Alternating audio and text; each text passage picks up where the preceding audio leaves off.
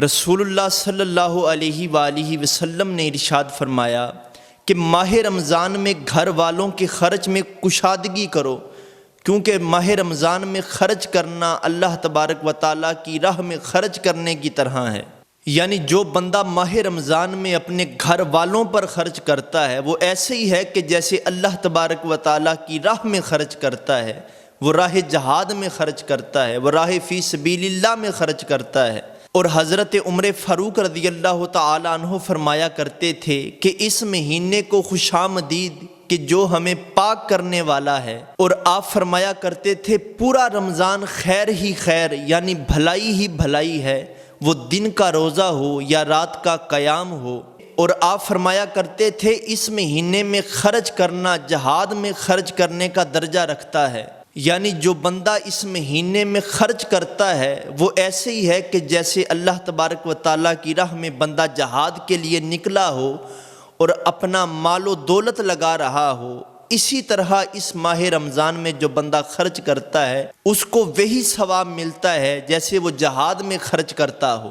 اللہ تبارک و تعالیٰ نے حضرت موسیٰ علیہ السلام سے فرمایا کہ میں نے امت محمد کو 2 نور عطا کیے ہیں تاکہ وہ 2 اندھیروں کے نقصان سے محفوظ رہیں۔ تو حضرت موسیٰ علیہ السلام نے عرض کی اے اللہ وہ 2 نور کون کون سے ہیں؟ تو ارشاد ہوا کہ ایک نور قرآن اور دوسرا نور رمضان۔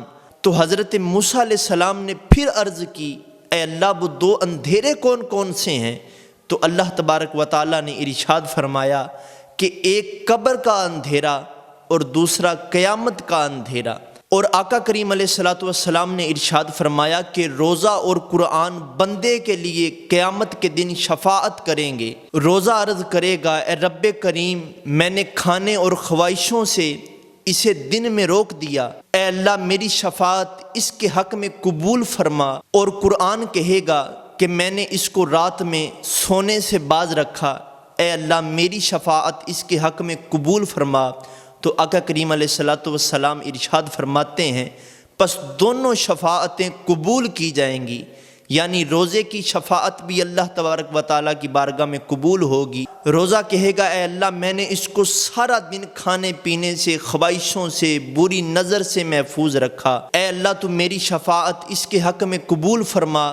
قرآن کہے گا اے اللہ یہ ساری رات میری تلاوت کیا کرتا تھا، یہ راتوں کو جاگ کر مجھے پڑھا کرتا تھا، اے اللہ میری شفاعت اس کے حق میں قبول فرما۔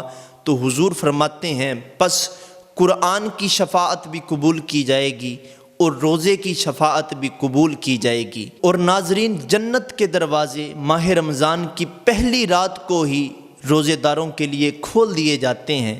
آقا کریم علیہ الصلوۃ والسلام نے ارشاد فرمایا کہ جب رمضان المبارک کی پہلی رات آتی ہے تو عرش عظیم کے نیچے سے مسیرہ نامی ہوا چلتی ہے جو جنت کے درختوں کے پتوں کو ہلاتی ہے، اور اس ہوا کے چلنے سے ایسی دلکش آواز بلند ہوتی ہے کہ اس سے بہتر آواز آج تک کسی نے نہیں سنی۔ تو اس آواز کو سن کر بڑی بڑی آنکھوں والی حوریں ظاہر ہوتی ہیں، یہاں تک کہ جنت کے بلند محلات پر کھڑی ہو جاتی ہیں اور کہتی ہیں کہ ہے کوئی جو ہم کو اللہ سے مانگ لے کہ ہمارا نکاح اس سے ہو۔ تو پھر وہ حوریں دروغہ جنت حضرت رضوان سے پوچھتی ہیں کہ آج یہ کیسی رات ہے؟ تو حضرت رضوان لبیک کہتے ہیں اور کہتے ہیں کہ آج ماہ رمضان کی پہلی رات ہے، اور فرماتے ہیں کہ جنت کے دروازے امت محمد کے روزے داروں کے لیے کھول دیے گئے ہیں۔ تو ناظرین یہ کتنا بابرکت مہینہ ہے کہ اس مہینے میں ہم نیکیاں کریں، ہم روزے رکھیں، نمازیں پڑھیں، تسبیح و تحلیل کریں، قرآن مجید کی تلاوت کریں، اور آقا کریم حضور سید عالم صلی اللہ علیہ وآلہ وسلم پر کثرت سے درود پڑھیں۔ تو اللہ تبارک و تعالیٰ اس ماہ مبارک کا صدقہ ہمارے گناہوں کو بخش دے، اور اللہ تبارک و تعالیٰ ہمیں نیک کاموں کی توفیق عطا فرمائے۔ وما توفیقی الا باللہ۔